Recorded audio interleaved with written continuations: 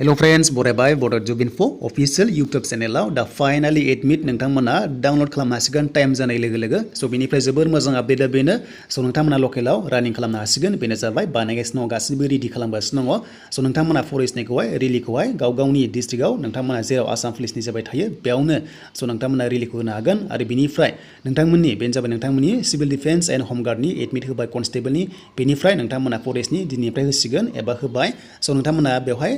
time को नायदो बे टाइमा एक्टिव जानाय लोगो लोगो नोंथांमोन थाखाय एक्सट्रा भिडिअ लाबावगोन मा जिनिस लांनांगौ आरो माबादि सिलेक्शन जागोन सो बेनिफ्राय नोंथांमोना बे ग्रेड 4 आवहाय 6 पासनिफ्रायनो अप टु एचएस पाससिम नोंथांमोना एलिजिबल जासिगोन दासिमबो एप्लाइ खालामाखैबा सो नोंथांमोना खालामना लादो दा बेनिफ्राय मोनसे गोदान पोस्ट दङ जेराव 42 वेकेन्सिस नोंथांमोननि डिग्री पासआ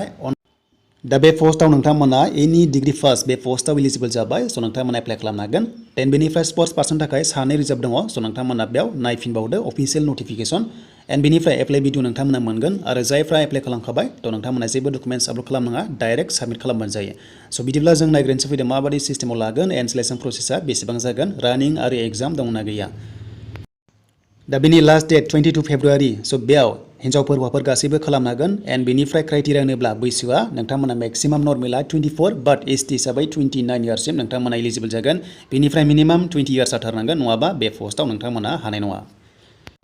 दा एसटी हाइटआ 160 हौवाफोरा 0.02 दङ आरो हिन्जावफ्रा 152.40 सेन्टिमिटार आरो एक्सपेन्ड खालामबा नोंथांमोना 90 सेन्टिमिटार चेस्टआ नर्मेलाव 85 जाथारनांगोन नङाबा रिजेक्ट जागोन जुदि बेखिनि गैयाब्ला सो बेनिफ्राय नोंथांमोना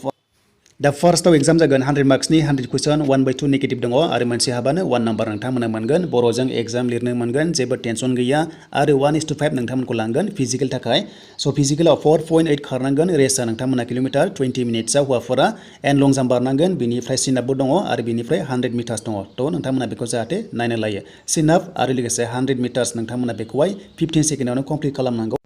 सो बेनिफ्राय हिन्जावफ्राबो खारनांगोन 2.8 किल'मिटार 19 मिनिट्सआव आरो 100 मिटार्स दङ बेनिफ्राय लं जाम्प दङ 100 मिटार्सआ नोंथांमोना 18 सेकेन्ड्सआव कमप्लिट खालामनांगौ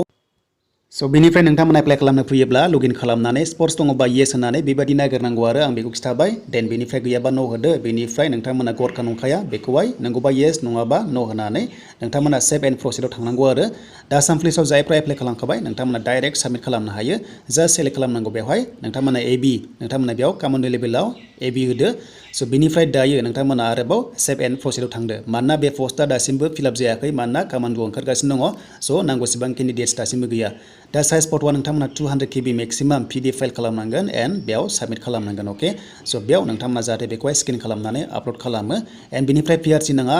एमप्लयमेन्ट एक्सचेन्ज नांथ'थारा एन्ड बेनिफ्राय कास्ट सार्टिफिकेट नांथारगोन आरो बार्थ सार्टिफिकेट एबा HSLC एडमिट नोंथांमोना नांगोन अब्लानो जागोन सो बेनिफ्राय एड्रेसा नोंथांमोना थाखायो SMS होनाय लोगो लोगो गोजौनि एड्रेसा गायाव फैगोन आरो बेनिफ्राय सेभ एन्ड प्रसिडआव थांनाय लोगो लोगो नोंथांमोना माखासे डिटेल्स थांगोन बेनो जाबाय क्वालिफिकेसन सो क्वालिफिकेसन डिटेल्सआव नोंथांमोना पार्सेन्टफ्रा जुदि मिस्टेक जादोंब्ला इयार अफ पासिंआ मिस्टेक जादोंब्ला नोंथांमोना एडिट खालामबानो जाबाय अब्ला साबसिन जागोन जाहाथे डकुमेन्ट्स भेरिफिकेसनाव प्रब्लेम जायो बादि राइट देन बेनिफ्राय जों थांसै नेक्स्टआव फाइनाल साबमिट खालामनायाव सो बेयाव नोंथांमोना गासैखौबो एडिट खालामनो हायो गोसो दङब्ला एन्ड बेनिफ्राय गासैबो जाबायब्ला नोंथांमोना सेभ एन्ड प्रिभिउ थांदो आरो बेयाव थांनाय लोगो लोगो फाइनाल साबमिट खालामनो जाबाय दा फाइनाल साबमिट जानाय सिगां गासैखौबो खनसे नायफिनजोब आरो गासैबो अकेबा अके होदो बेनिफ्राय कनफार्म खालामनानै नोंनाव OTP थांगोन आरो बे OTP खौ होनाय लोगो लोगो नोंना फाइनाल साबमिट जासिगोन दा बेनिमोन लोगोफोर फाइनाल साबमिट एन्ड बेनिफ्राय आसाम फरेस्ट रेलिया जोबोर मोजां सो नोंथांमोना होम डिस्ट्रिक्टआवनो रानिं खालामनो मोनसिगोन आरो नोंथांमोना बेयावनो माखासे सिलेक्शन प्रसेसखौ मोनसिगोन सो बेनिफ्राय काट अफ बेसेबां थांगोन बेनि सायाव नेक्स्टआव भिडिअ फैगोन